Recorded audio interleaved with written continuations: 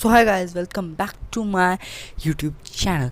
तो आज हम बात करेंगे एमसीयू की next upcoming film Thor love and thunder के विलन के बारे में। तो सबसे पहले हम स्टार्ट करते हैं उसकी ओरिजिन से। तो ये एक बात है 3000 साल पहले एक प्लैनेट की, जिसका कोई नाम नहीं था और जहाँ के स्पेशीज रहती थी उसका भी कोई नाम नहीं था। तो वहाँ के लोग भूख और अर्थक्वेक से मर रहे थे। कहीं पर बाढ़ आ रही थी, बीमारियाँ भी थीं लोगों को। वो प्लैनेट धीमे धीमे मर रहा था। वहाँ पे जीवन के नाम पे बस एक छोटी सी ट्राइब थी जिसका हिस्सा था गौर, और वो ट्राइब भगवानों पर अंधा भरोसा करती थी।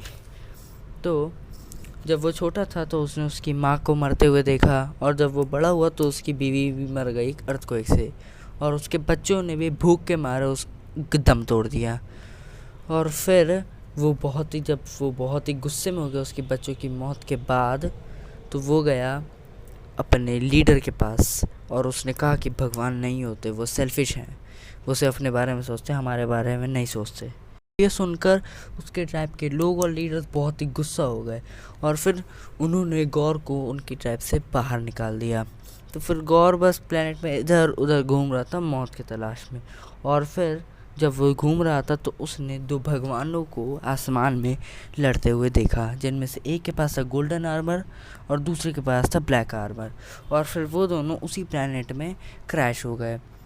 और फिर उनमें से एक गॉड ने गौर से मदद मांगी, पर गौर गुस्सा हो गया। उसने कहा कि जब हमें तुम्हारी मदद की ज़रूरत तब तुमने करी नहीं, और अब तुम हमसे किस मुंह से मदद मांग रहे हो। और फिर गौर ने उसी के बगल में पड़ी हुई नेक्रोस उस गोल्डन आर्मर वाले गॉड को मार दिया, और अब उसके पास उस नेक्रोसॉर्ड की ताकत भी आ गई थी। तो अब वो चला गया अपने मकसद में भगवानों को मारने।